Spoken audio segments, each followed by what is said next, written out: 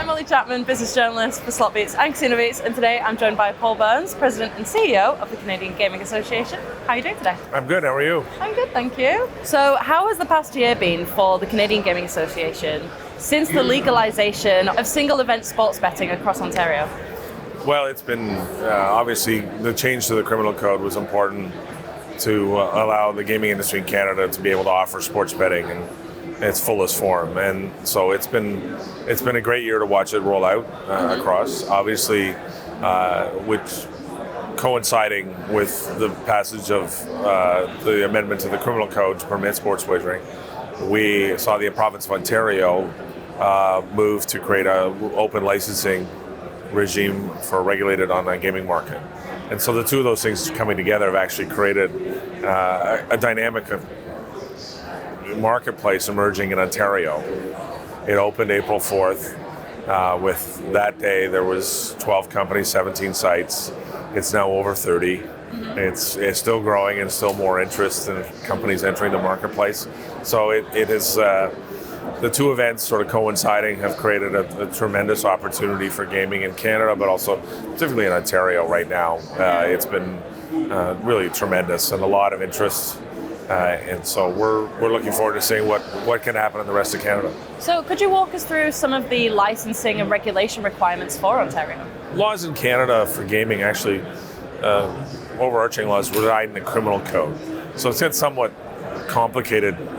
Easy way to describe it is that gaming in Canada must be conducted and managed by the provincial government or their agents.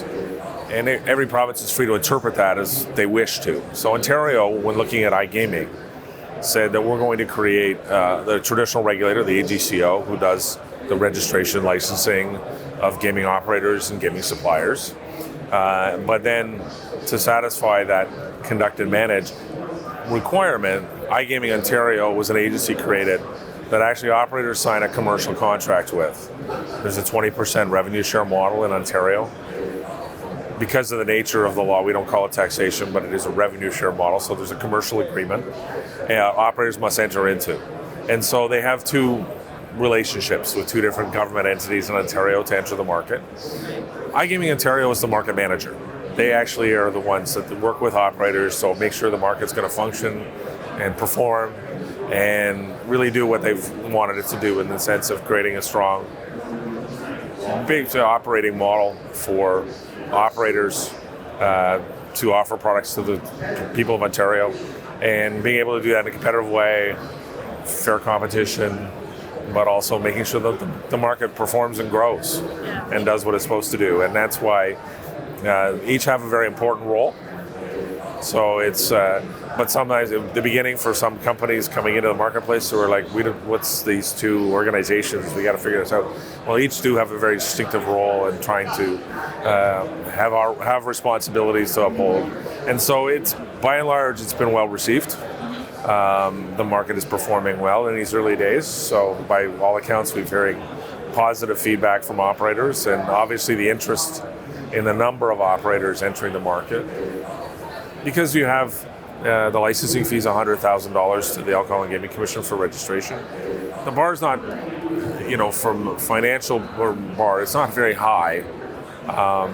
Obviously, you have to pass and be licensed, or pass the probity background checks and so on to meet those requirements, and then be able to put forward an operating platform that meets the responsible gaming requirements, anti-money laundering, among others. And so it's been very attractive for companies who want access to North America, using Ontario as a launching pad for that. So it has been exciting.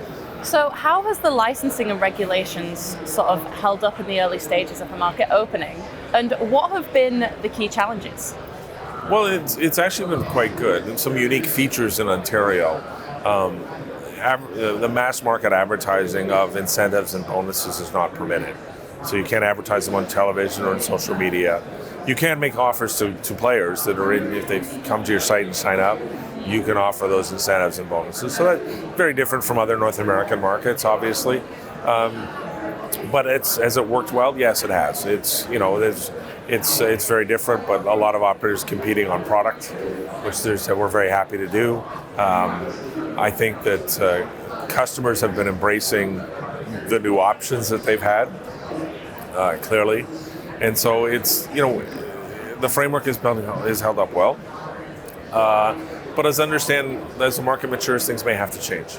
And I think that's something that both the Alcohol and Gaming Commission of Ontario and iGaming Ontario both recognize. That as we created a model, obviously, it's not cast in stone, but it's actually set to make sure it works for everybody, including them. They may want changes too coming forward, but at this point, everything seems to be working well for everybody, and so we've had a good start. So I was wondering, which provinces do you think might be next? That's hard to say.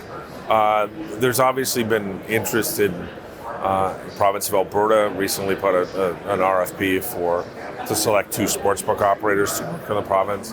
It's not a model like Ontario's. It's not based on a regulatory regime, but more on a service contract model. I think a lot of jurisdictions are going to look to see how the Ontario market performs.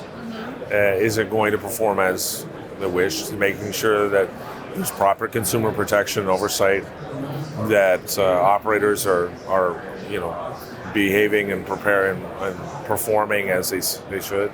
It provides an example for a lot of people to watch. Every market's unique. And so what we know is that the provinces now can see they have the tools in their toolbox, Ontario, to make some changes, because the grey market in Canada is not sustainable. We've been asking for the governments to regulate iGaming in any form or fashion. We didn't give them a particular way to do it. We just said, please, it needs to happen. Since 2006, some 18 years later, we have somebody that's willing to do it. And so, it's engage the industry, have a conversation, because what we've said is the gray market and unlicensed, unregulated gaming in your jurisdiction, your licensed operators that are already there have to compete with that. That's not a fair fight. It's not a level playing field. Work with the industry and create a model that works for everybody, and especially works in protecting consumers and players in Canada. We know there's interest. We know Canadians are spending money on offshore sites. So we're just asking them to say, please take a look at how you can bring it into a regulatory regime, protect players, and give Canadian companies and Canadian gaming operators a chance to compete fairly. So with SBC having recently announced its acquisition of the Canadian Gaming Summit, could you highlight some of the accomplishments that have been achieved so far from the work that has been put into this? Well, the Canadian Gaming Summit has been, as I said, for 25 years, we're part of the ability, a platform to showcase the Canadian gaming industry in all its parts. And we look forward to a new relationship with SBC going forward. It was time for the association and our partner to move on from owning operating to working with a company that has a global focus on gaming, which is important. It's important for the Canadian Gaming Association. SBC will help us tell the stories of the Canadian gaming industry around the world, because we have a lot to share. And so for a lot of reasons, the timing was right. The gaming industry in Canada has gone through a pretty significant shift in the last few years, with increasing number of private operators on the casino side, but also now with Ontario's regulated iGaming market inviting dozens of companies and more than hundreds of suppliers to marketplace. It really is a new dynamic. So it was a great time for us to engage with a new partner and look forward to a really positive relationship going forward. And being able to showcase the Canadian gaming industry to the world. Could you offer us a brief look ahead into some of the opportunities and challenges when it comes to hiring the next generation of talent in the new world of sports betting in Canada? The industry in Canada has been very dynamic and obviously new from many places. And there's some great Canadian companies emerging in the sports betting world. Fans Unite has a great platform provider. The Score Bet has had tremendous growth as a Canadian growth startup and doing very, very well. We've been able to also bring a lot of technology and innovation to the world from the gaming industry in Canada. So, it's been terrific that some of the earliest leaders in the iGaming world came from Canada. The Poker Stars being founded in Toronto. Yeah. There's companies like GeoComply and Condon 8 who are strong Canadian companies who are doing business all over the world. When changing the law and creating a licensing regime in Ontario is actually really the last piece of the puzzle, shall we say, to allowing these companies to do business at home for the first time for many of them, and have to able then to take their innovations and bring the expertise that they've been able to develop in Canada at home to abroad. And so we're creating a generation of companies, of innovators and leaders in our industry. But when I walk around the show here at SBC North America, there's lots of Canadian companies on there. There's lots of innovators here. And we have such a tremendous wealth of talent and tools available. So from digital tax credits for wages for developers to the TSX Venture Exchange, which has been the home to many early stage gaming technology companies to be able to go public. It's a unique exchange that doesn't exist in many parts of the world, and it's been a great tool. They have over 20 listed companies right now. So there's lots of attributes now to the market, but the licensing regime created by Ontario, changing the laws on sports betting, is allowing all these companies now to really stay into business at home for the first time, which we're thrilled about, and really see the economic benefits, and maybe highlight and showcase these companies for what they're being able to do. So understand that government policymakers, that it's not just about revenue from gaming and taxation.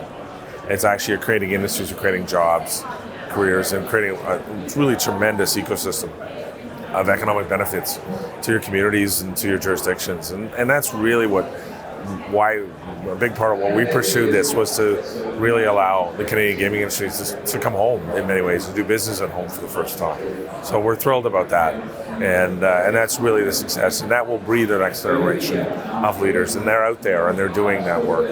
And it may not look a lot like the past, and the industry may start to look very different going forward, but that's great. That's the evolution of our industry, and that's what we're hoping to contribute to through seeing proper regulation, proper oversight. There's a lot of great attributes to the Canadian marketplace, from technology to responsible gaming initiatives. We've been leading the world in many ways, and now it's a chance everybody can actually do business at home, which has been fantastic. Thank you so much. Thank you for your time. No problem.